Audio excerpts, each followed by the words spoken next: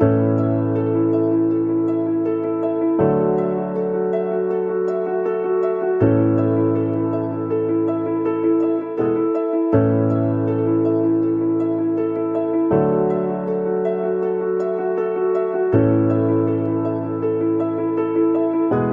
very good morning to the United States, a very good afternoon to Germany, and a happy evening to India. I hope everyone is safe during this pandemic. Myself, Samukha S., a final year BCom student of Seshadripuram Union Degree College. Welcome to the 63rd International Webinar of Seshadripuram Union Degree College. At the outset, I'm happy to inform you all that our Evening Degree College is celebrating its Golden Jubilee year. On behalf of our college, we congratulate all the stakeholders. Today's webinar is fully hosted by the students of Seshadripuram Union Degree College. I request everyone to kindly pardon us in case of any mistakes. Department of English, in association with the University of Trier, Germany, and Susquehanna University, Pennsylvania, US, is organizing this international webinar on Digital Humanities Session 20.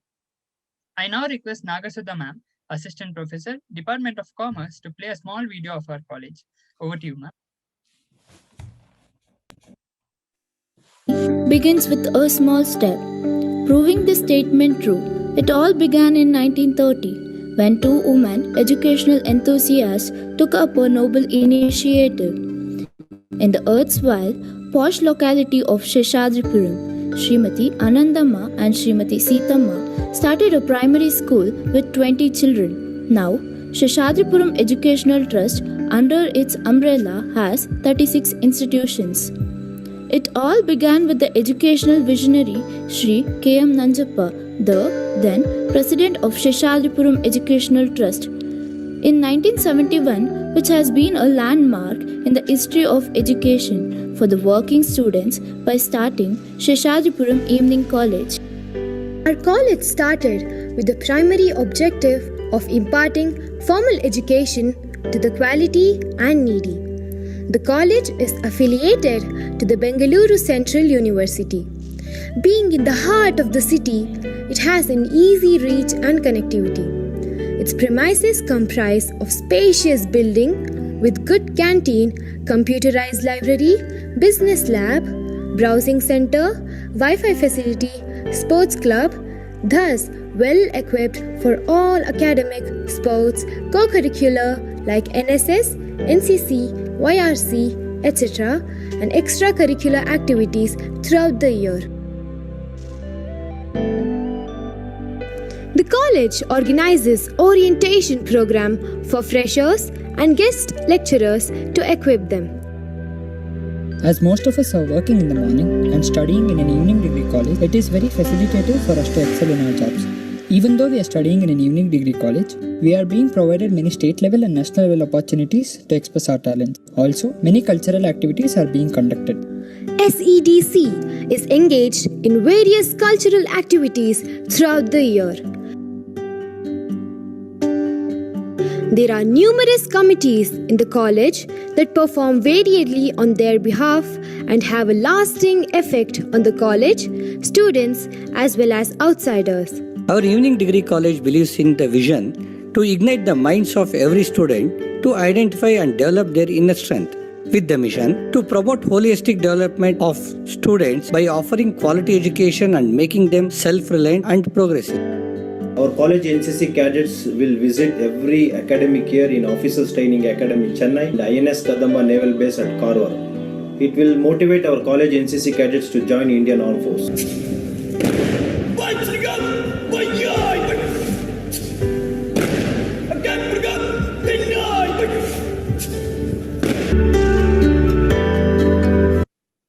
Thank you, ma'am.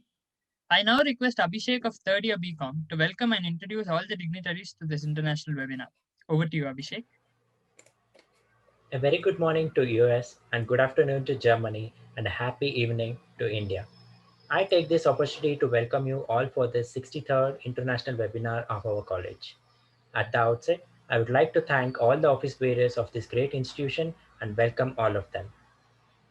Now, I would like to introduce and welcome today's first theme speaker, Dr. Nabeel Siddiqui, Assistant Professor of Digital Media, Susquehanna University, Pennsylvania, US.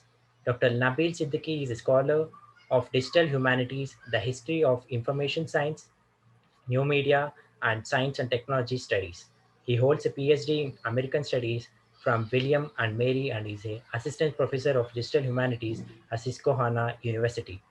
In the past, he has held fellowship from the Humanities, Art, Science, and Technology Alliances and Collaboratory and Alliances in Digital Humanities Organization. Currently, he is completing a manuscript entitled By Biting of Public, Personal Computers and the Private Spheres, which analyze the personal computers domestication in American during the 1970s and 1980s. His research has appeared in the Novice, Digital Humanities Quarterly, Global Honorism, and Programming Historian, and specialization in large-scale textile analysis and visualization, virtual reality, GIS, digital archives, and alternatively publishing platforms. Along with his research, he serves as editor for the Programming Historian. Launched in 2012, the Programming Historian offers more than 80 novices-friendly peer-reviewed tutorials and helping humanitarians learn a wide range of digital tools, techniques, and workflow to facilitate. So, on behalf of Seshadripuram Educational Trust, wholeheartedly, I welcome you for this webinar. Thank you so much. Can everyone hear me? Now, sir, I would like to introduce two more guests. Oh, sure. Yes. Now, I would like to introduce and welcome today's second theme speaker, Dr. Christopher Scott, Professor of Digital Humanities, Co-Director, Trier Centuries of Digital Humanities, University of Trier, Germany. Dr. Christopher is Professor of Digital Humanities at the University of Trier, Germany, and Co-Director of Trier Center for Digital Humanities. He is also Chairman of the cause Action Distant Reading for European Literacy History and President of Digital Humanities Association of Germany Speaking Area. Christopher, interested in research and teaching, are located in the confluence of French literacy studies and digital humanities. His methodological focus in the computational literacy studies, qualitative methods of text analysis, building of digital textual resources, legal aspects. In terms of materials, he is focusing on French classical and Enlightenment drama as well as modern and contemporary French novel. He is also interested in new forms of scholarly publishing and collaboration and pledge for open access or open science in the humanities. He is an active member of Romance Studies and Digital Humanity communities. So, on behalf of Seshadripuram Educational Trust, wholeheartedly, I welcome you for this webinar. Thank you. Now, I would like to introduce and welcome today's guest of honor, Dr. Dibyadyuti, Assistant Professor Media, Communication and Cultural Studies, Department of Humanities and Social Science Digital Humanities, Division of Interdisciplinary Research, Indian Institute of Technology, Jodhpur, India. Dr. Dibyadyuti Rao is currently an assistant professor in media, communication, and cultural studies, Department of Humanities and Social Science, Digital Humanities, Division of Interdisciplinary Research, Indian Institute of Technology, Jodhpur, India. He has worked in the multidisciplinary academic environments across the USA, UK, and India for over a decade. His public-facing research specialized in Indian digital humanities, new media studies, and theories of gender. In 2020, he was one of the 25th Global Award of a prestigious National Endowment for Humanities Fellowship for the Advanced Topics in DH Institution of University of Central Florida. In July 2020, he has also chaired and presented in the panel of Towards a Declinary Digital Humanities at DH 2020, the annual conference of Alliance of Digital Humanities Organization. He has also forthcoming publication in the Global Decades in the Digital Humanities series, as well as the volume of DH Petrography from the University of Mainstoma Press. He is an current vice president and one of the founding member of the Digital Humanities Alliance of Research and Teaching Innovations, and co-organized the first DH conferences in the India at IMM Indore in June 2018. His recent project includes Integrating Caste, Democracy, and Digitality in India, on which he chimed and presented a panel of MIT's flagship Media in Transmission conferences in 2019 at Boston. So, on behalf of Seshadripuram Educational Trust, wholeheartedly, I welcome you for this webinar. Thank you, Abhishek. It's my proud privilege to introduce and welcome one more distinguished person who is presiding in this webinar, Sri W.D. Ashok Sir, Honorary Trustee, Seshadripuram Educational Trust, Bengaluru, India. Sir holds a master degree in pharmacy specialized in the field of total parenteral nutrition. He served he served at the famous Al Adhan Hospital, Kuwait for over 13 years. He is an honorary trustee of Seshadripuram Educational Trust. Sir is the backbone for all the events conducted in the Evening Degree College. Sir, on behalf of Seshadripuram Evening Degree College, I welcome and request you over this webinar. Thank you. I would also like to welcome our beloved Principal Sir, Professor N.S. Sati Sir, who is the man of perfection and guiding force for having organized 62 international webinars conducted so far. On behalf of English Department, I welcome you, sir. Thank you. I welcome all the office bearers and trustees of Seshadripuram Educational Trust and all the principals of our sister institutions, other heads of institutions, conveners, volunteers, and all the participants who have registered across the globe. I would like to welcome Darappa Konnu Sir, Program Coordinator, and Rajat PS Sir, IQAC Coordinator. And finally, I welcome our own teaching and administrative staff for this webinar. Thank you. Over to you, Samuk. DK, you can proceed, DK. No, sir. No. Now, I would like to request theme speaker, the first theme speaker, Dr. Nabeel Siddiqui, to start his presentation on the theme, in the open, the programming historian and the challenges globally distributed learning. Over to you, sir. All right, thank you everyone for having me today. Let me go ahead and start my share my screen here, and then we can go ahead and get started. So just a little bit before I begin, just a little bit about, wrong button. Let me just go ahead and just kind of tell you who I am and a little bit about the theme about what I'm hoping to talk about today. So as we talked about in the introduction, I'm an assistant professor of digital media here at Susquehanna University. And I'm a scholar of digital media and digital humanities. Now, I've been working in the digital humanities now for over close to 15 years now, probably closer to 20 years. And I also work on the culture of digital media in general. And most importantly, for the purposes of this, this presentation, I'm also the English editor of the Programming Historian, or one of the English editors for the Programming Historian. So let me share, if you've never been to our website, let me share our website real quick, just so that you get a good glimpse of kind of what we work on. Can people see that still? By just the Programming Historian website? Okay, so the Programming Historian website is divided into 4 languages, and we'll get into kind of what that entails and how that challenges the way that we publish information and also publish sort of our tutorials and workflows and all the other kind of stuff that we work on. So I'll just show you the English version real quick. As you can see, we've been working on a variety of lessons that we do. These are all peer-reviewed, and we consider ourselves a journal. So we're in the ISSN, and everything that we do, like I said, is peer-reviewed. And most people tend to put us on their CV in some sort of place near where they do their peer-reviewed articles. So we have a variety of different tutorials. Most of these are on historical research, but more broadly in the humanities. And we also, some of these get quite detailed into computer modeling and stuff like that. So we have temporal network analysis, gravity models, so on and so forth. And you can go through these if you'd like, or just at programminghistorian.org. Okay, I have to switch back to my presentation. Okay, so just a little bit of an outline on what I'm hoping to talk about today.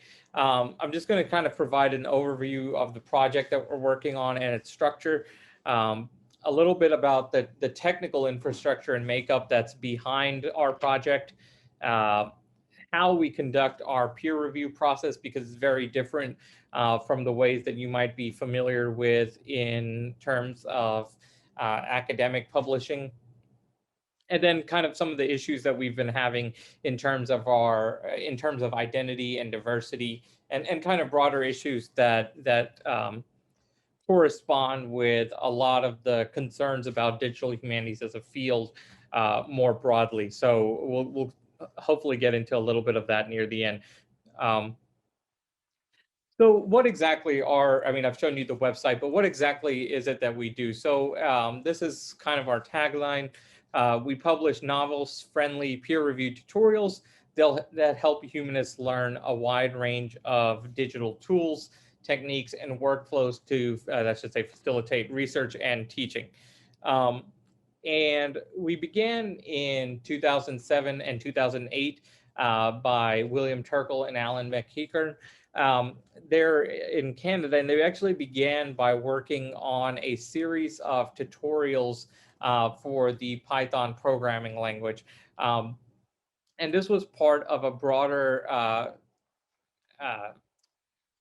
sort of project by the Canadian History and Environment, or Network in Canadian History and Environment, in their digital infrastructure project. So this original version was more like a manuscript. It was a series of tutorials, like I mentioned, for Python as a programming language. And they eventually turned this into a website launched in 2012 with an independent editorial board. And over time, we've expanded quite rapidly. Currently, the whole organization is administered as an umbrella, as a UK charity. But broadly, we work in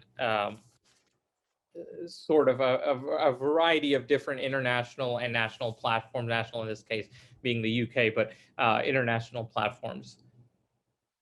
So one of the things that's very unique about our journal is that we're now in 3 languages, and there's a variety of challenges that come about due to that. So in 2016, we started a Spanish language team, and in 2017 actually started publishing those tutorials themselves.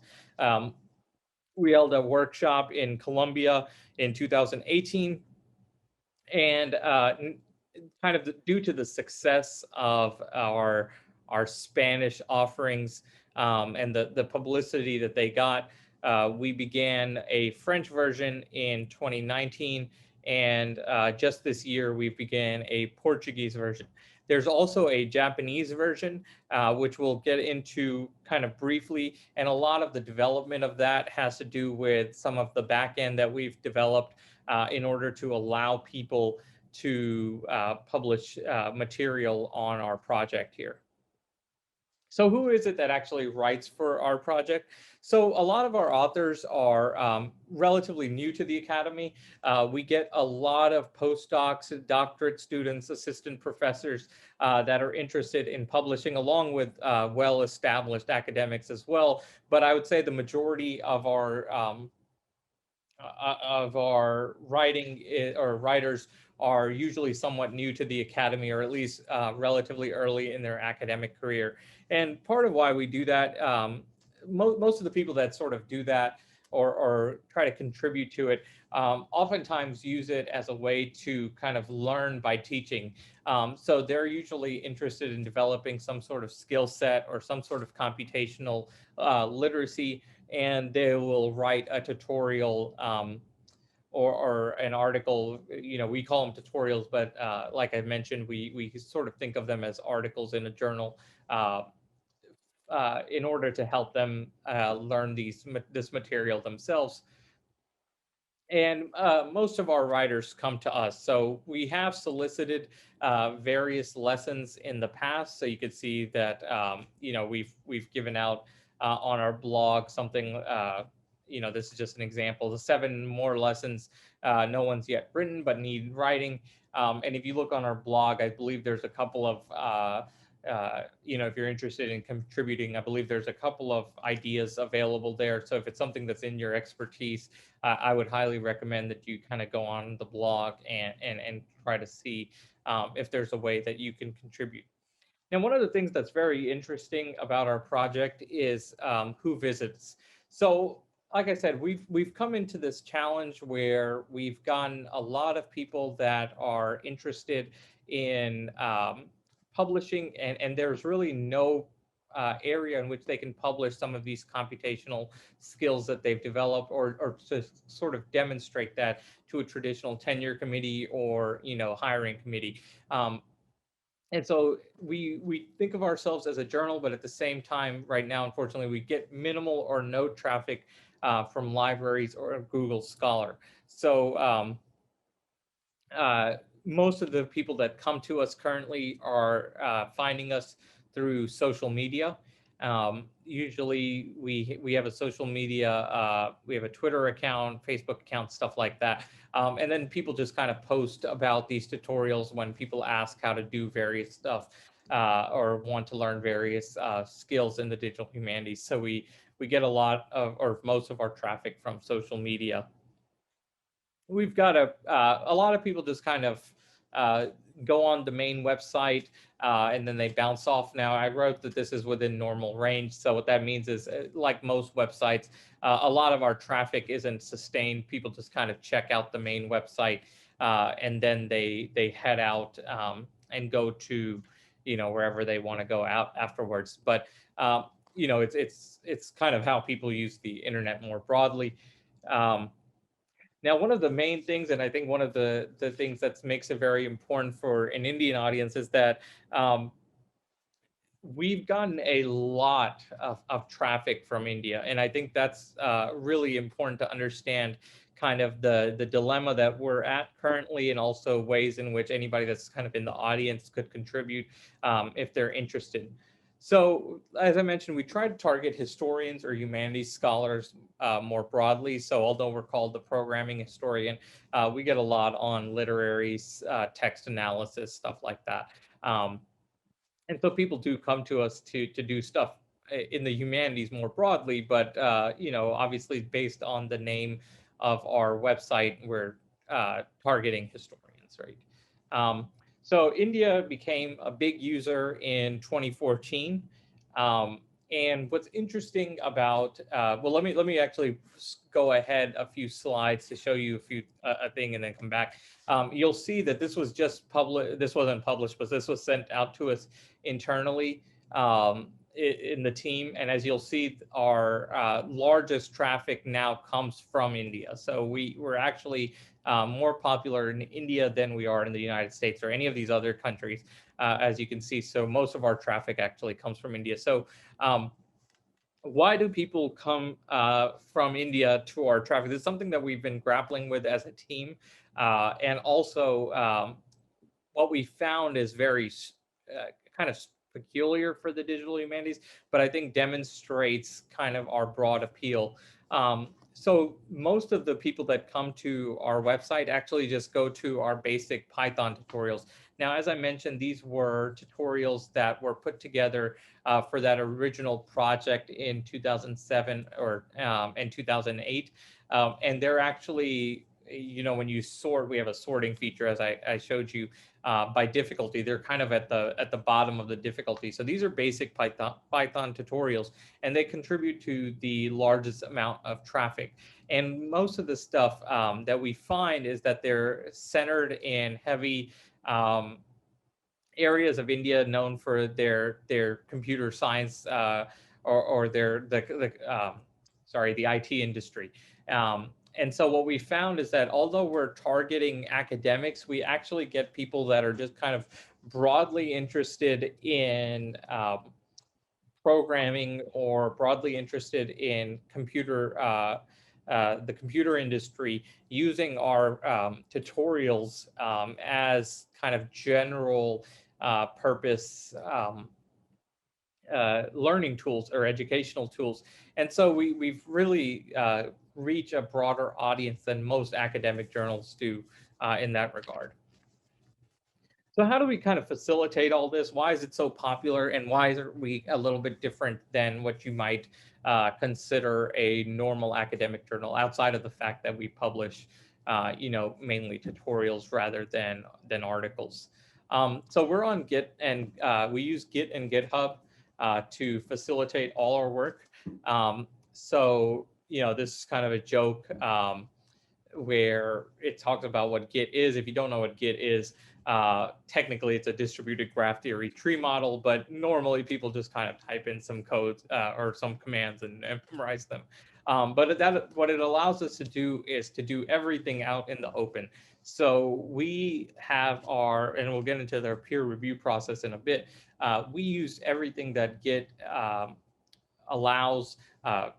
So sorry, I should back up a bit. GitHub is an implementation of Git, or allows Git to be sort of more easily used, and it's run by Microsoft now. And we use that as a way to do all the stuff that we want in our journal openly. So what we do is, if you've ever gone on GitHub or Git, we actually have a what do you call them? We actually have a repository, what they call a repository.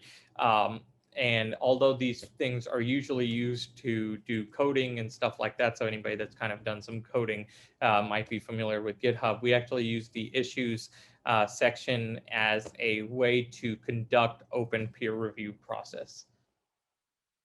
And as a result of that, we're also able to have very cheap hosting. So we originally began as a website with HTML, but switched to a Markdown-based website after that, and it's run through Jekyll, which allows us, as I mentioned, to kind of basically have free hosting. And if you haven't used Jekyll, you can go on their website. But basically, Jekyll allows you to use GitHub to create sort of a coded website that uses Markdown files to create the content. And we've gotten a very customized version of that, but at the end of the day, it's still a Jekyll website. So doing this Git and GitHub stuff, or using Git and GitHub, allows us to have a very unique peer review process. So as I said, we're very open in terms of our publication standards. We're a golden open access publication, and all our lessons are published with Creative Commons. Now, as a result of that, you are free to remix or do anything you would like with our material.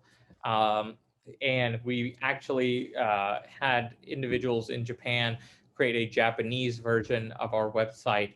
And they're not officially part, I mean, we try to provide them as much help as we can, but they're not officially part of the sort of charity organization, umbrella organization we've created. So we're happy if, just sort of a suggestion, if anybody in the audience is interested, we'd be happy to have like a Hindi version of our website and, facilitate that if that's something anybody's interested in. And as I mentioned, this led to our Japanese version. So our peer review process is very, very far from, I don't know why I put farm, peer reviewed, but very far from double blind. So our peer review process is conducted out in the open.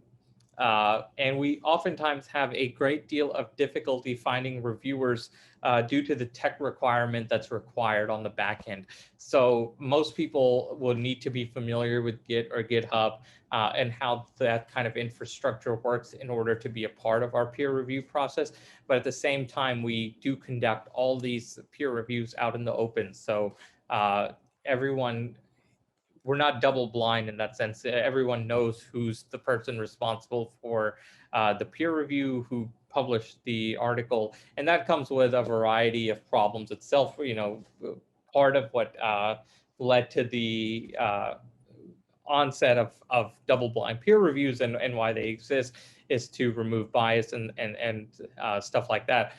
So we are kind of not doing that in certain ways, and that also deals with some of the challenges that you'll see that come about in general, kind of being exacerbated due to the fact that we're not double blind peer review, and at the same time, we have all these kind of technical barriers. So our process usually takes about 6 months to a year, which is very fast given a publishing workflow. We're a rolling submission journal, so at any point anyone can submit a proposal, and we will put it into the pipeline and get it reviewed and everything like that, and or at least go through the initial rejection or acceptance of a project that anyone's trying to do. So we're kind of working year round. All the deadlines are always moving. So based on the ways that we've created our project, we've had a lot of criticisms. And when I say criticisms, I should say issues as well. So it might not necessarily be stuff that people have publicly stated to us, but we are aware of them internally. And these are sort of criticisms either of the journal itself or criticisms of the digital humanities more broadly. So the number one problem is probably, again, the tech challenges. Now, this is stuff that is a problem more broadly in the digital humanities. So scholars have debated if the digital humanities kind of promote a particular form of knowledge and epistemology. And so you have a very heavy tech focus, and you don't have as much in terms of the cultural criticism that you might see in something like digital media studies or media studies more broadly compared to the digital humanities, where oftentimes this sort of project-oriented focus leads to a discounting or perhaps a glancing over of certain challenges that come with issues of culture, right? So what are some of the steps that we're taking to deal with this? Well, first, we're often, we have the programming historian itself. So we have a huge barrier, like I said, to tech, and that oftentimes is based on, identity markers. And so we have individuals that oftentimes were not allowed or were have less access to certain forms of technological expertise, if you will. And so as a result of that, we're really hoping to expand that by this project itself. Now, that doesn't necessarily solve the problem of having a kind of epistemology that's based heavily on these digital projects, but it does help mitigate some of that early access to entry. We're constantly tweaking our onboarding process in order to facilitate that. We're adding stuff where we no longer require that somebody have a deep background on Git or GitHub or some of the sort of nuances of our technical infrastructure in order to just join the project, which was the case at one point. So we've tweaked our onboarding process in order to facilitate that. And we've also created a set of editorial guidelines that kind of go along with that new onboarding process. So this provides us a certain level of standardization that allows individuals that might not necessarily be familiar with these tools to join our project. And at the same time, it allows us to provide that kind of it allows us to kind of provide that training hands-on rather than having it as a requirement just to join the project.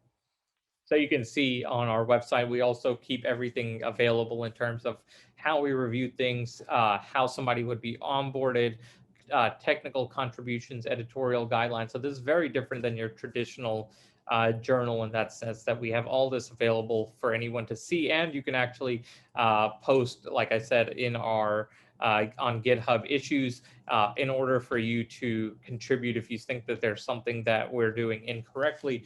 And we're happy to have anyone but criticize our actual process. All right, so the last little thing that I want to talk about, not the little thing, but the last thing that I would like to talk about is sort of issues of identity and the problems that we've been facing in order to make our website more equitable to individuals involved. Now, as Adeline, this is by Adeline Coe and Rupika Rassam, they or had a discussion that talked about the digital humanities as a historical refuge from issues of race, class, gender, sexuality, and disability.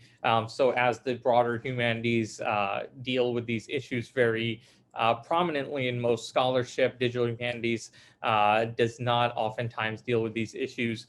And part of that is, again, based on that heavy focus on technical infrastructure or the digital itself rather than the culture surrounding that, right?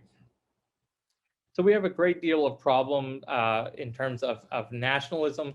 And what I mean by that is a lot of the tutorials that people have provided us have some sort of nationalistic tendencies. And I'm very specifically talking, or one of the more egregious cases is text analysis. So people that post for our text analysis publications tend to focus heavily on the English language, and we translate these things to other languages that do not have the same idiosyncrasies that English does. And so that makes it very hard to develop this broader international audience that we're interested in. And of course, we have little engagement with our top visitors over in India. So very few people from India actually contribute to our project. And at least I don't even know anybody that directly contributes. There might have been somebody that posts on the issues at some point, but as far as any kind of engagement with our top visitors in India, we're really trying to expand that. And our labor is, as a result, distributed unevenly for translation. So most people submit in English, and as a result of that, most of the discussion about how that translation should occur for our Spanish team, our Portuguese team, or French team falls on them rather than the original English team that I'm a part of, where those issues are not as prevalent. So there's this kind of bias within our infrastructure itself where it's very uneven.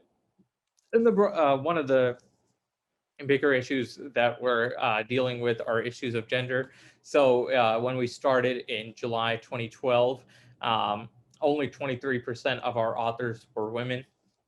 And this becomes even more problematic because we are such an online heavy and open online space. And that has led, I didn't put all the research on this, but, you don't, there's obviously a ton of research on online abuse of women in, or abuse of women in online spaces. So we kind of inherit that. We've never had, from what I know, any direct instances of anybody saying they feel unsafe, but it's something that we take very seriously as an organization. And of course, these technical gaps. So we're taking some current steps to do that. One of that is that we have a heavy focus on civility. So at any point, based on the research that we've looked at, and we're interested in any other criticisms of this, we found that women in online spaces oftentimes have mentioned that the civility is lacking, or that there needs to be a greater focus on civility, and as a result of that, addressing some of these concerns. So we have in our diversity statement that we insist on a harassment-free space for all contributors to the project, regardless of gender, gender identity and expression, sexual orientation, disability, physical appearance, body size, race, age, or religion, or, and I think this last one is very important, technical experience. So we take that extremely seriously and are very open with any kind of criticisms that people have. And if you do publish something or mention something, we will take that very seriously. And of course, just sort of on a more quantitative level, we make sure that there's no one gender or nationality that comprises more than 50% plus one members on the board. So we're currently working again on an onboarding process in order to assure that we are a space that somebody can contribute to, regardless of any kind of identity markers that they might identify with. So I will stop my presentation there. Like I said, I'd be happy to take any questions if there's for a Q&A portion, but we are open to anybody from India to contribute. So I think it's really interesting if anybody would like to help us out with that or would like to contribute to our project so that we can serve the Indian subcontinent better. Thank you so much for your attention. Sorry about the confusion before. Thank you very much, sir, for your insightful theme address. I now request our second theme speaker, Dr. Christof Schöch, professor and co-director at University of Trier, Germany, to enlighten us on the topic, current challenges in computational literary studies. For the next 20 to 25 minutes, the floor is yours, sir. Thank you. Thanks a lot for having me and for introducing me. We should get the slides on now. Exactly, that's already happening. That looks great. Just a second that I get my, yes. Okay, so it's great to be here. And I think there are actually some links also between the first talk and the second talk, because one of the challenges that I see for computational literary studies at the moment concerns diversity. Just as we finished hearing the presentation about diversity in the programming historian. Next slide, please. Next, please. Thank you. So just press escape again, please. Yep, that's it. So all of my research is very collaborative, and that's why I want to acknowledge the help of at least a few of the people that have been involved with these projects, and I'm really glad that I can work with all of them here. Next. Yeah, so this is the outline. I will briefly introduce computational literary studies. I know that not everybody interested in digital humanities is necessarily interested in computational literary studies. Some of you might be historians or sociologists or media scholars, but I think the challenges that I will present using examples from computational literary studies are actually relevant to other areas as well, because they're pretty high-level challenges in a way. And I do think that they should be addressed, continue to be addressed, going into the future to develop computational literary studies and digital humanities in a useful way. Next, please. So what is computational literary studies? Next, please. And I'm sorry for the many slides. If I do it myself, it would be quite smooth. So computational literary studies is really just the most recent term in a whole series of terms that have been used to describe a field that basically investigates questions of literary studies, literary history, literary theory, literary interpretation. So these kinds of questions, and investigates them using methods from statistics and computer science. So the term stylometry is very well established, especially in the context of authorship attribution. And this has been done since the 1960s, at least. For a while, the term literary and linguistic computing was used quite a lot. But then literary studies and linguistics sort of drifted apart when using computational methods. Of course, the term distant reading has become very famous with the wave of distant reading in the wake of Franco Moretti's work. And more recently, terms like computational stylistics, digital literary stylistics have been proposed. And the most recent term that I prefer is computational literary studies. Next, please. So this is simply to show, again, this intersection where computational literary studies happens. So it really happens where literary studies, computer science, and statistics overlap. This is, as I just showed, one of the fields in digital humanities with a very long tradition.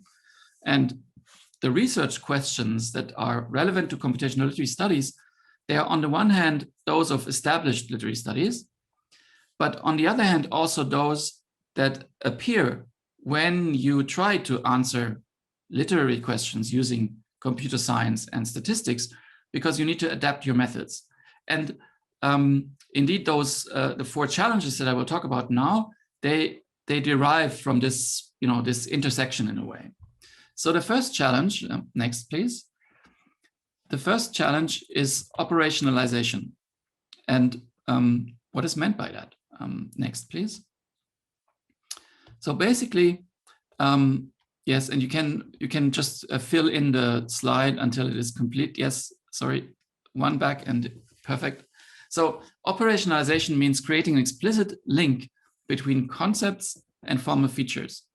It means that you make your research question or your hypothesis computable and verifiable by operationalization.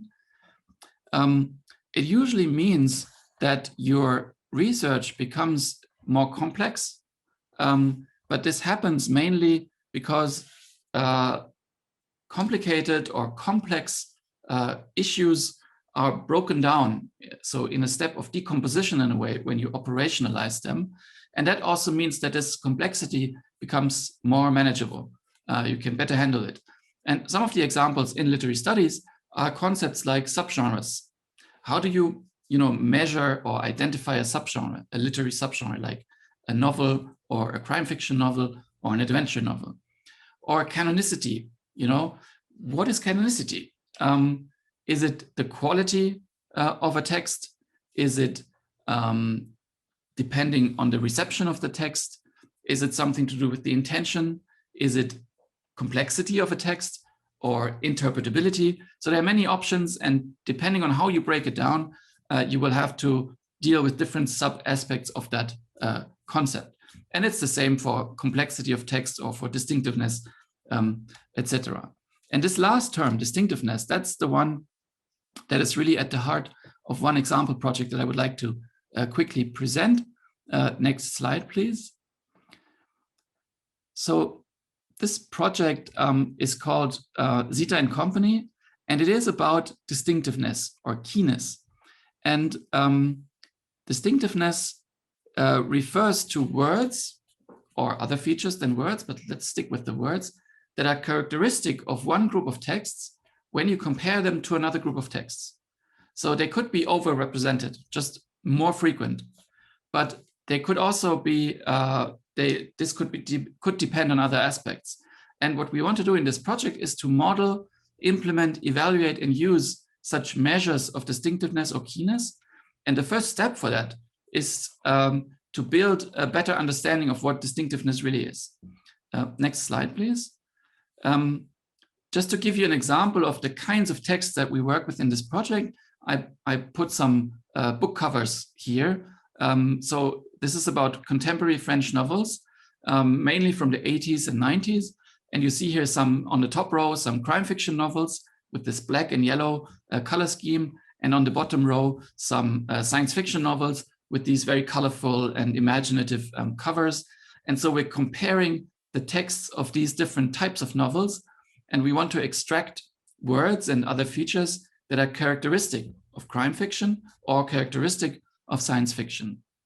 But so the question is, in terms of operationalization, what does it even mean to be characteristic or typical or distinctive of something?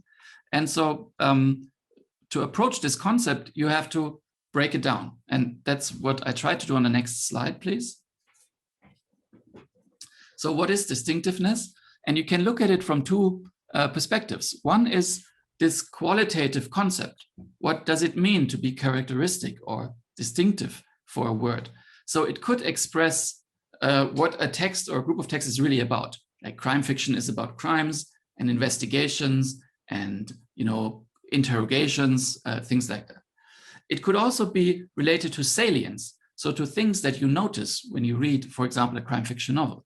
You notice maybe certain objects like weapons or knives, or you notice the importance of witnesses that are being interrogated. So something that strikes you could be part of this distinctiveness, or discriminativity could be a part of distinctiveness. So features or words that allow you to distinguish crime fiction novels from other novels. Whether you can interpret them in any sense doesn't matter in this case, but simply they help you discriminate.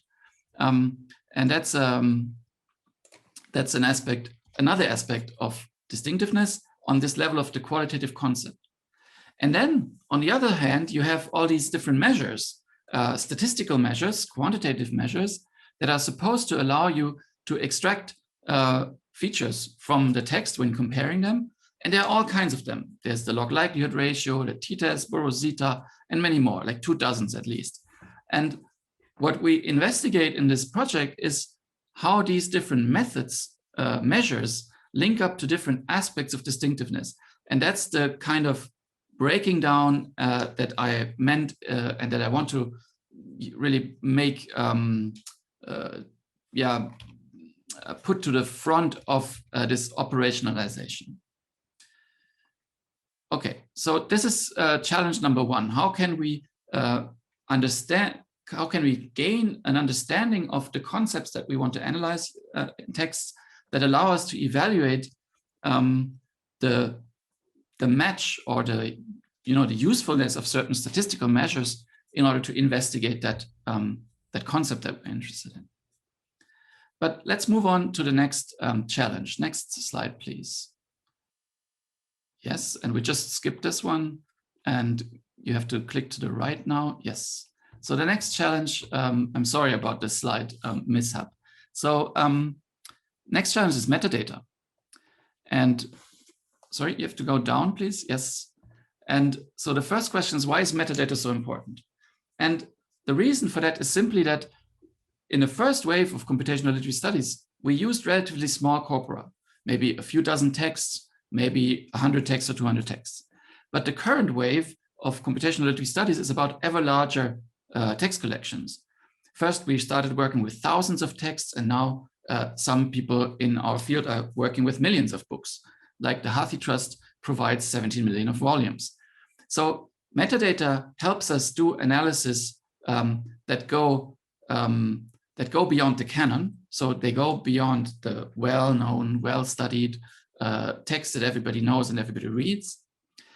They also help us know our population, so know what texts have been published in total, so that we can investigate the relationship between our corpus and the population, so the overall production of relevant novels. And metadata allow us to interpret quantitative results, because when your corpus is so big that you can't read the texts anymore, and I mean, the whole point of distant reading and statistical methods is to do exactly that, to analyze more text than you could read, then metadata is the only thing that you know about the texts. And so generating high quality metadata is an important challenge for computational literary studies. Next slide, please. So we need metadata to have a complete record of literary production. We need metadata about all kinds of aspects, about the authors, about setting, about the content of the novels, the themes, the plot, the protagonists, about the subgenres. In drama, it would be, whether it's a tragedy or comedy or an opera, and all kinds of other properties that could be relevant. For example, the proportion of direct speech in novels or the narrative perspectives. And this kind of metadata is usually not present in library catalogs. So we need to generate that kind of metadata ourselves. And the next project I want to mention is exactly about that. It's called Mining and Modeling Text. Please, next slide. And we can just skip this and go to the next slide again. And what we do in this project is we try to generate metadata from various sources. And you see them here visualized. So the first kind of source is library catalogs and bibliographies, where we can get information about editions, printings, but sometimes also, depending on the bibliography, on the setting of novels, on themes, protagonists, and style. Then we also analyze the primary texts themselves, so the drama or the novels, and extract information about these texts from the text. For example, the text length or the narrative perspective, or the topics using topic modeling, or the keywords using this kind of distinctiveness analysis that I talked about in the last step. And finally, the third source of information that we use is scholarly publications. So we're trying to mine scholarly literature about literary history in this case, to extract information about our authors and our works from these publications. And we can, for example, establish relationships between authors. We can find that Voltaire is different from Rousseau, these Enlightenment philosophers, or that the novel Candide belongs to a certain subgenre, the Bildungsroman, or novel of education, and so on. And all of this metadata we collected and we merge it into a network of metadata in the form of linked open data. So it's a knowledge graph or a network of information. And you can see that on the next slide. That's a very small section of the knowledge graph that we are building. And you see here in the middle, that's one work. That's the famous little novel Candide by Voltaire, so 18th century novel. And there are different statements about this novel. For example, that it has a certain topic, and that's derived from the bibliography, or that it is set in certain places in green on the top right. And we have this information from analyzing the novels themselves, that certain place names are mentioned. And so in this way, we can build up a database in a way, a very flexible database, a very interconnected database of information about the novels, and use this as a basis for analysis and for interpreting quantitative results. So simply as an illustration of why we need metadata and why we need how we can build this kind of metadata that we don't find in libraries. But let's go to the third challenge, diversity. And this challenge is really close to my heart because I believe that digital humanities is really an opportunity for diversity. Using digital methods and digital tools, we really have a chance to base our research on more than just the famous works. So we can go beyond the canon. We can build more diverse corpora. And this means we can better understand the dynamics of literary history. And we can also better understand the meaning of literature for people, because there are a lot of forgotten works that actually were read a lot. But diversity really has, of course, two sides to it in digital humanities. And so let's look at them. Next slide, please. The example I want to use for this particular point is the project called Distant Reading for European Literary History, which is a cross-European project. And you see the locations of the partners across Europe on this little map.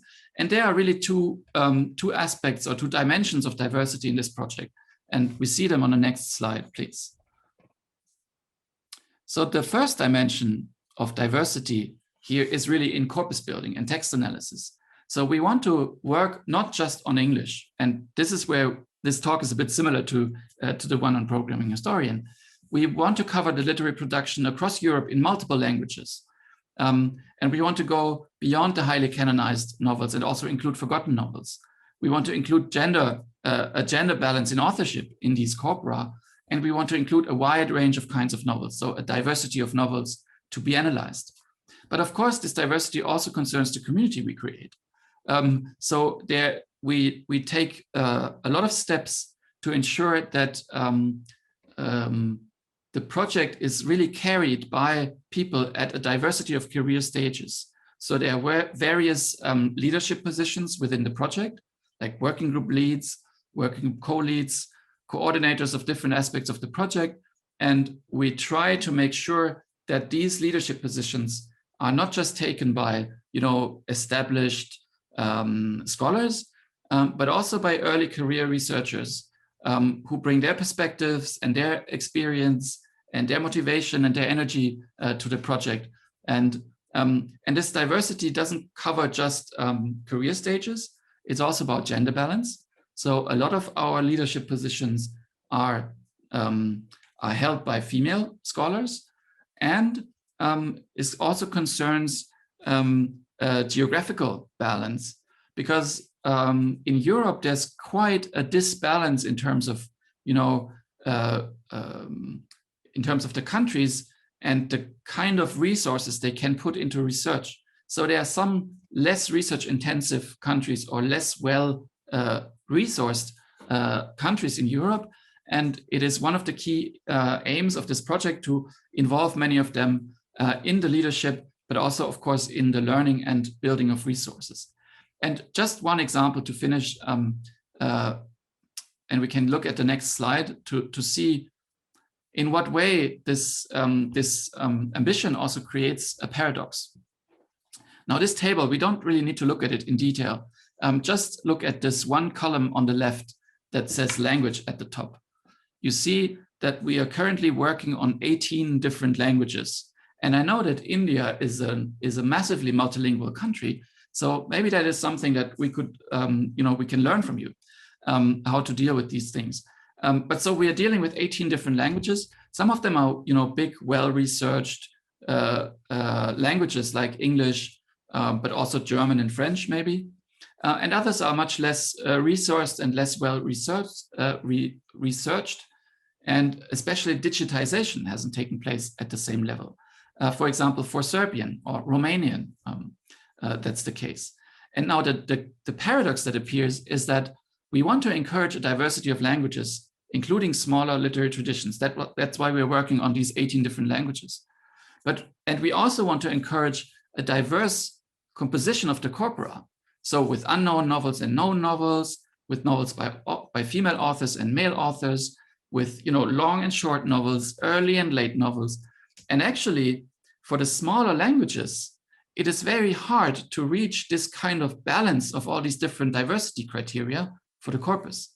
So if we're too tough on the diversity criteria within the corpus, we will lose some languages and our collection on the whole will be less diverse. So, whether we push on one side or the other, we always lose. So we need to find a very fine balance and actually a system of, a controlled flexibility in a way with the criteria to make sure that as many languages as possible can be in the corpus, with as diverse as possible a set of novels in each language. And that's the diversity paradox that we need to deal with. Now, for reasons of time, I would like to skip the last challenge, reproducibility, and go directly to the conclusion now. So please skip this one and we go directly to the conclusion, yes. So I've described 4 challenges of computational literary studies. The issue of operationalization, so how we deconstruct and then reconstruct concepts and measures in order to relate certain statistical measures or quantitative methods to specific aspects of the concept or problem that we're really interested in. I've talked about the challenge of metadata. So how we can develop methods and maybe also partnerships with libraries to generate metadata for very large corpora, and not just any metadata, but metadata that is relevant to our discipline. So for literary studies, and the same would go for history or media studies. And third, the challenge of diversity. So how can we increase the diversity in our research objects, but also in our research community? And these are really linked because you need a diverse set of scholars to produce a diverse corpus, because you need all these domain experts represented in your project in order to provide a good corpus. And maybe we need to find better ways out of this diversity paradox than this, what I've described as this flexible approach or this compromise approach in a way.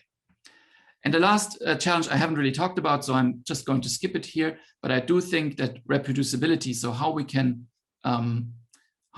make sure that others can reproduce the results that we have obtained, that this is important, and that we have to do it by encouraging the sharing of data code and methods. And that's it. I thank you for your kind attention. Next slide, please. That's my final slide. And I'm happy to answer any questions if they come up and we have a little bit of time for discussion. Thank you very much. And thanks a lot for the colleague who helped me navigate the slides. That was really helpful. And I think it went reasonably well considering the challenge that it is. Thank you. Thank you very much, sir, for your insightful theme address. Now I'd like to call upon today's guest of honor, Dr. Dibyadyuti Roy, Assistant Professor at the Indian Institute of Technology, Jodhpur, India, to share a brief summary of the series of webinars conducted on digital humanities and to share a few words of wisdom. The floor is yours, sir. Thank you so much, Abhishek. Am I audible? Yeah. Yes, sir. Thank you so much again. First, I want to congratulate SCDC for starting this journey in October last year, if I'm not mistaken. And over the last 10 odd months or 8 odd months, I think you've created 20 20 webinars in digital humanities. And I really want to congratulate you because you've created a wonderful archive of global as well as national scholars to contribute on emerging topics, trends in digital humanities. And I really hope that you're creating and keeping this archive, because it's a fabulous archive that you've managed to create. So I congratulate you, and the wonderful encouragement that you've received from your organization, institute, and your students. It's really, really worth appreciation. So firstly, I want to appreciate Professor Satish, Professor Kanur, who've been interacting with me. So congratulations. I spoke in this same series in January, I believe. So that was about 6 months ago, a long time ago. So today my talk is just going to sort of, not a talk, but in a sense, I'm going to try to summarize what my perception has been of this wonderful series. So over 20 talks, and with scholars from all across the world, some of them very good friends and colleagues of mine, I see three things mainly that come out. One of them is interfaces, one of them is infrastructures, and the third is challenges. So I'm going to focus on interfaces, infrastructures, and challenges in my comments today. So to move on to Professor Siddiqui's commentary today, when he started out with talking about tools, techniques, and workflows, right? That took me back to a definition that Elijah Meeks, when he was at Stanford, when he was trying to map digital humanities, talked about. He talked about mapping humanistic inquiry onto digital tools, techniques, and objects, right? But that's a very interesting thing which came on later in Professor Christof's scholarship, when he talked about the importance of understanding what is your method. But before that, what is your research question? So you can't become a methodologist. You have to keep in mind that your digital humanities project, or any project for that matter, is contingent on your research question. So all of the wonderful tools, techniques that we have are all contingent on the research question, which must be mapped to some humanistic goals, right? So I just want to sort of make some quick sort of comments. I'm a big fan of programming historian, by the way. I think the work that programming historian and Adam Krimble has been doing was acknowledged by me in my own talk. And I believe in multilingual DH, something that we've talked about in multiple ways through these two presentations, which I'm very fond and I'm very happy to see, especially coming from a European sort of background. That helps because the kind of diversity that we require with languages is not really present in the North American context to that extent. And I say that because I've been myself involved in North American DH for a while, and Europe offers us wonderful paradigms to sort of challenge that English-centric understanding of DH. So that kind of multilingual DH is very exciting. There's one thing that I want to sort of mention briefly, when it was very, very interesting, the insights that and the visualizations that Nabeel offered about 2014 being sort of this watershed mark for India.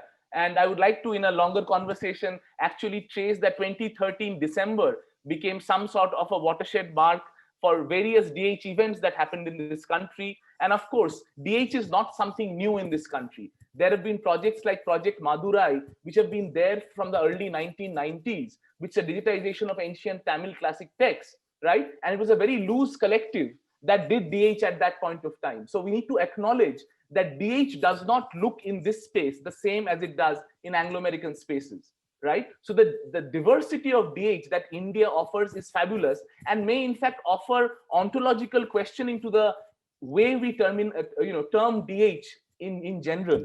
So I think that's something very interesting. The other point that I want to quickly mention is something that Nabeel mentioned in passing when he talked about the 2014 being the mark where we see most of the YouTube videos on Python being accessed by coders and people who are looking for Python tutorials. So that's quite interesting. So I'm going to use a short story here, which I might have talked about in the past. So in 1998, Dr. Subroto Mitra, who's a professor right now in the UK, tried a very interesting experiment in the Kalkaji area in India. So what Dr. Subroto Mitra did was he literally put in a hole in the wall and put a computer there. And in that computer, it had all the peripherals, and it was a slum area. So we have certain understanding and signifies which are wrong, that in a slum area, that computer would be broken and taken away.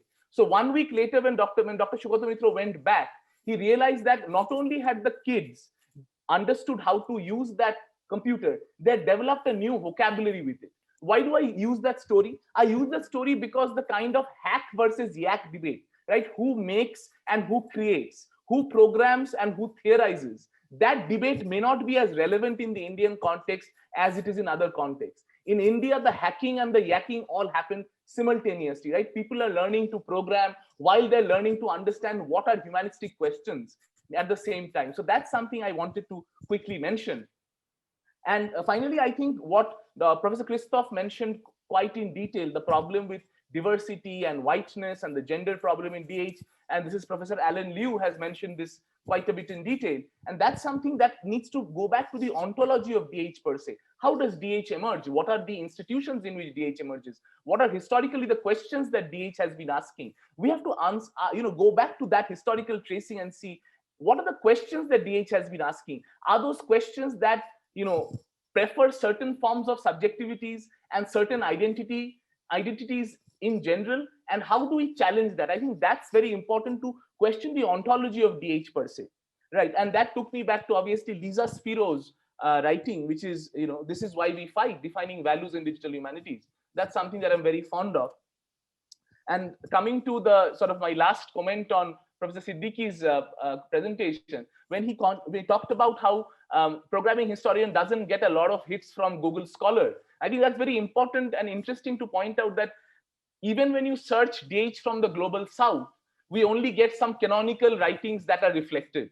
There are wonderful other writings that are developing, coming out, and we at 30, both at my previous institution at IIM Indore and now at IIT Jodhpur, we are actively trying to make scholarship written by non-normative, not very senior scholars available to the larger community. So I think that algorithm has to be challenged as well, right? What kind of scholarship is on offer when we search Google and global DH in the global south? So that's something. Coming to Professor Christof's work, I got reminded that computational reading is not as new as we imagine, right? So as early as 1887, T.C. Mendenhall writes an essay called The Characteristics of Composition in Science, which is using stylometry at a very, very early stage. So this idea of reading per se, there is no battle between distant reading and close reading. And that I think came out wonderfully in Professor Christof's work, that it's just another methodology to get new insights. What can we do with humanities texts? So the project with Candide and the Voltaire project, that's a wonderful example of what new insights can computational techniques offer us. And when he mentioned the problems with metadata, that's something that I would put in the chat later on. So last week, we had June 7th to 13th, we had International Archives Week. And some friends of mine at the consortium called BILI in India, we've been working on trying to create what would be, sort of non-Anglo-centric metadata standards, right? There's obviously the Dublin Core Metadata Initiative, which has certain metadata standards. So these are genuine problems, which I'm very glad that Professor Christof brought out. And I genuinely appreciated towards the end where he talked about the diversity initiatives that have been taken out, which is much more diversity in DH in a much more applied context. So that was something that was very engaging. And I would, look forward to opening it up for their comments. But of course, I want to keep the floor open for questions. I'm sure after two such wonderful talks, there must be many questions from the audience today. Thank you so much.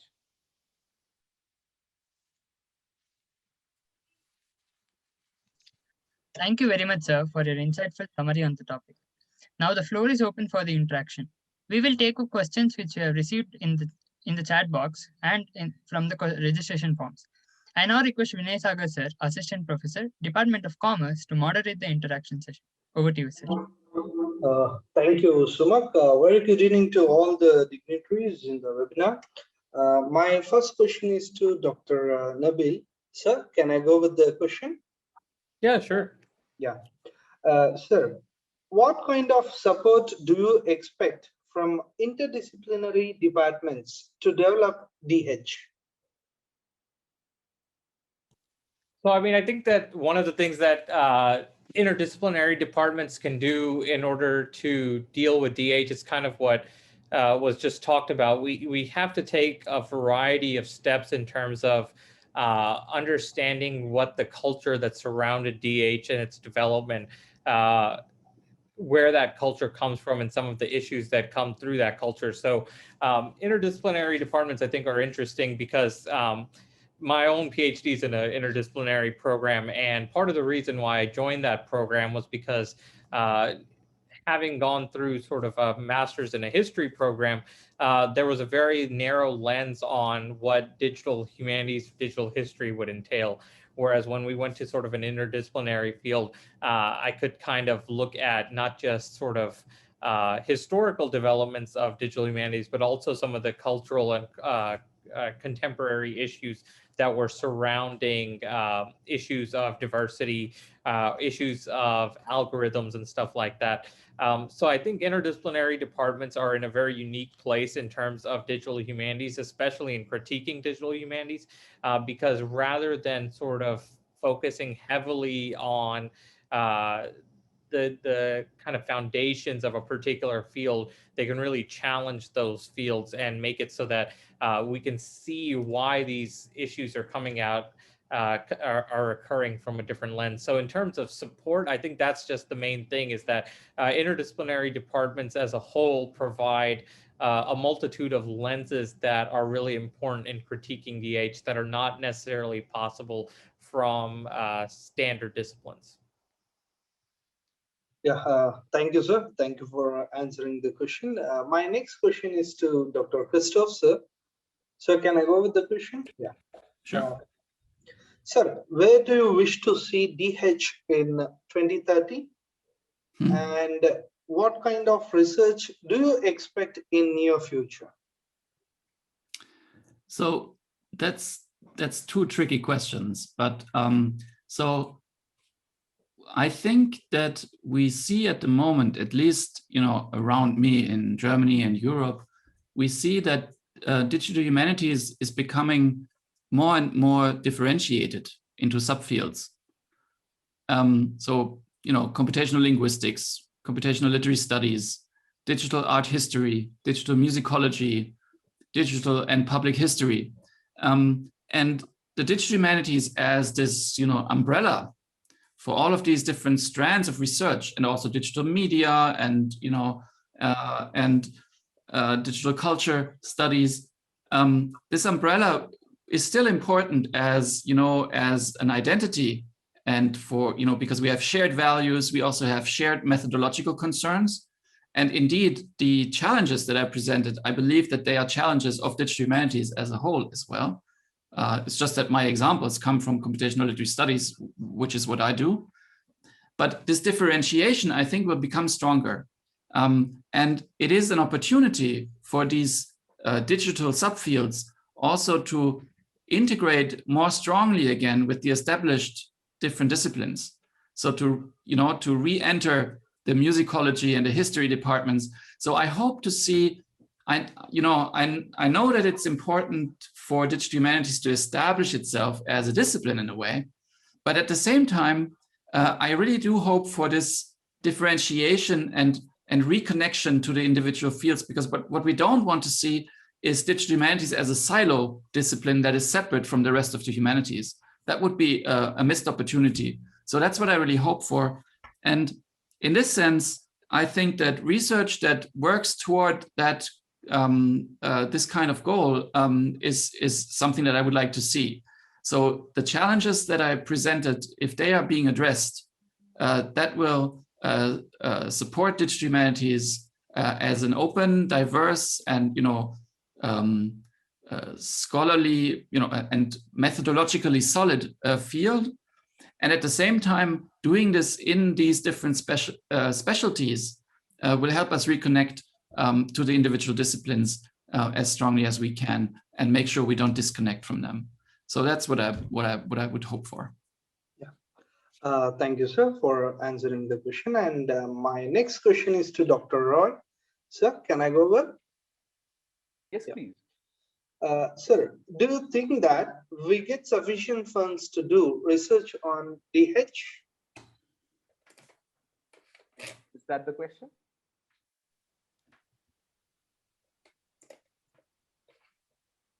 Okay, so I'm presuming the question is about funding in the digital humanities. I would say that, yes, that's a challenge in terms of getting funding, although there is multiple projects right now from the government of India and from other sources. But the problem is, which I think Professor Christof and Dr. Siddiqui both pointed out, in terms, and this is something I'll draw on my experience as the organizer of the first DH conference in 2018. So one of the things we realized when we got our submissions from multiple people was that a lot of people were doing DH without knowing that they were doing DH, right? So this is this idea of self-identification as a digital humanist. So I think that is generally just a problem with what Professor Christof pointed out as the umbrella, right? This is very Stephen Ramsey's term, right? The big umbrella, right? What if you don't even know that the umbrella exists? So if you are just outside the umbrella, you're not even peering in, like Melissa Terrace saying, right? I'm peering into the umbrella. What if you don't even know there's a tent or an umbrella? So that's the problem with funding in digital humanities. At many points of time, what we essentially have to do is just recraft our project proposal, our funding proposal, to use those buzzwords. And Kirshenbaum calls this DH as a tactical term. DH is still not a tactical term in my country. DH is still a term that's being interrogated, and that's very exciting. That's not a bad thing, because that's a good thing for the future. What Professor Christof says, the kind of siloization that started in Europe, and I was having some conversations with colleagues at Daria, which I think is doing fabulous work in this space. And all of those colleagues talked about the same issues that Professor Christof pointed out, the kind of siloization, people not talking to each other. This is the same problem in India, but maybe like in a different context.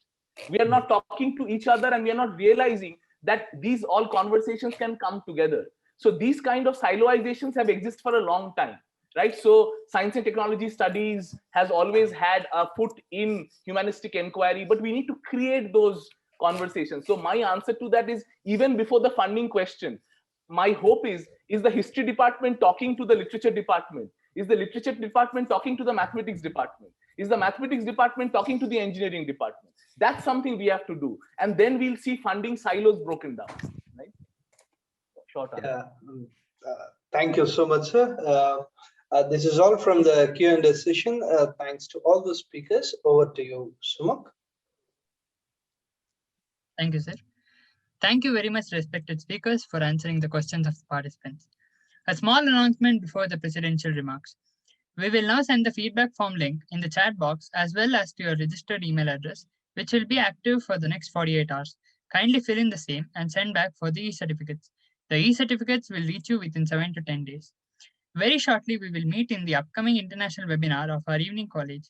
The details of the same will be sent to your registered email addresses in a few days. Now I request Sri W.D. Ashok sir, Honorary Trustee of Seshadripuram Educational Trust, to render the presidential remarks. Over to you, sir. Thank you. Very good evening to everyone. From Seshadripuram Evening Degree College, I would like to thank all the theme speakers, especially the people, Dr. Nabeel Siddiqui from US, Pennsylvania, and Dr. Christof from Germany, who has collaborated in our international webinar, and Dr. Roy sir, who has actually been the guest of honor and who has chaired this wonderful session. And I just want to say that talking about this subject, as Christof just said, it's a big umbrella. And I was also just once started to know about DH. I was just thinking, where is the syllabus for this? Is there any constraint about it? Or is there any syllabus for this? But as Christof said, there is never-ending syllabus for this. It is a big umbrella, never-ending chapters for this. So I just want to say, ebook and reading experiences are changing and have changed in the past. Say 20 years ago, people were thinking the digital encyclopedia was really disrupting Britannica encyclopedia. People thought that Britannica encyclopedia will be the end of it and it will rule the world. But it is not like that which was happening. And also people next thought that the CDs and the DVDs were going to rule the world in the next session, but even that didn't happen. And also the next change came about. It was totally different from Wikipedia once it came up. So people can't expect what are the changes which will be happening and can't say that this is the perfect one which will stay for a long time. So just to say that in the DH, the conclusions were wonderful by Roy, who has stated and who has stayed with us in the complete programs, many of the programs he has witnessed. And just to summarize, he has also said that digital humanities need to be in the loop, and there is no need to be, it has to be in a cooperation between man and machine, not only in an informative way, but also to bring about interactions at the same time. The concept of turning paper pages depends on the user naturally, but at the same time, we have to say that the positions, the ease of availability of books, the e-materials, the literatures available on the mobiles or the new technologies, how it is being available to the people also becomes very important. So it depends on the publisher to use the printing of books or to bring the contents in the digital media. Now it's more effective to bring the subject matter in the YouTube. It has become to the normal life. Nobody stays just waiting for the things to happen. They want everything to be immediate. So it has, even the publishers thinks a lot before it has to be brought about, in what way it has to be brought about. But print books will have their advantage, and we have expect more changes in the digital technology. And I want to just say that I'm happy that our Seshadripuram Degree College organized these 20 international webinars in digital humanities, bringing in different topics of interest in DH, and moreover, associating with topmost universities of the world, touching all continents or different continents, and bringing the participants and students a wonderful platform to know the different topics through wonderful theme speakers. And also this brings the last session of the international webinar on DH. So I am just very thankful for the coordinators, the staff, and the students who have all been a wonderful platform. And I just want to say a very good evening to one and all. Happy evening. Thank you. Thank you, sir, for rendering the presidential remarks. I now request Deepika of second year BCom to propose the vote of thanks. Over to you, Deepika. Good evening to one and all. Myself, Deepika, a second year BCom student of Seshadripuram Evening Degree College. It is my proud privilege to propose vote of thanks on behalf of Seshadripuram Evening Degree College on this occasion. At the outset, I thank University of Trier, Germany, and Susquehanna University, Pennsylvania, US, for associating with us to conduct this international webinar.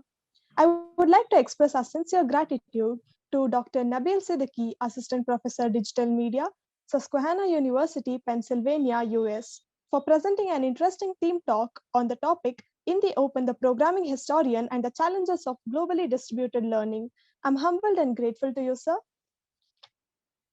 I would like to express our sincere thanks to Dr. Christof Schöch, Professor of Digital Humanities, Co-Director, Trier Center for Digital Humanities, University of Trier, Germany, for presenting an excellent theme talk on Current Challenges in Computational Literary Studies. Thank you, sir, for your valuable words. I would like to acknowledge our sincere thanks to Dr. Dibyadyuti Roy, Assistant Professor, Media Communications and Cultural Studies, Department of Humanities and Social Science, Digital Humanities, Division of Interdisciplinary Research, Indian Institute of Technology, IIT Jodhpur, India, for enlightening us with your views on the vast topic of digital humanities. Thank you, sir. I express our sincere thanks to Shri W.D. Ashok Sir, Honorable Trustee, Seshadripuram Educational Trust, for rendering the presidential address. Thank you, sir. My special thanks to our beloved young and energetic principal, Professor N.S. Satish Sir, who is the robust of our Seshadripuram Evening Degree College. Thank you, sir. I would like to thank Darappa Kono Sir, Program Coordinator, Rajat P.S. Sir, Coordinator IQAC, who have helped us materialize this webinar. I express our gratitude to all the principals, conveyors, members of our sister institutions, and other colleges, academicians, research scholars, students, and delegates across the globe for participating in this webinar. I would like to convey our heartfelt gratitude to Seshadripuram Evening Degree College for giving us, the students, the special opportunity to host this international webinar. We will ever remain grateful to our teaching and administrative staff for their support. Thank you, one and all.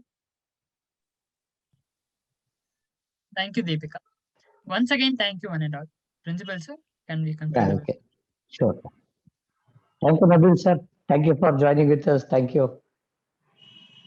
Christof, sir, thank you. Roy, sir, thank you.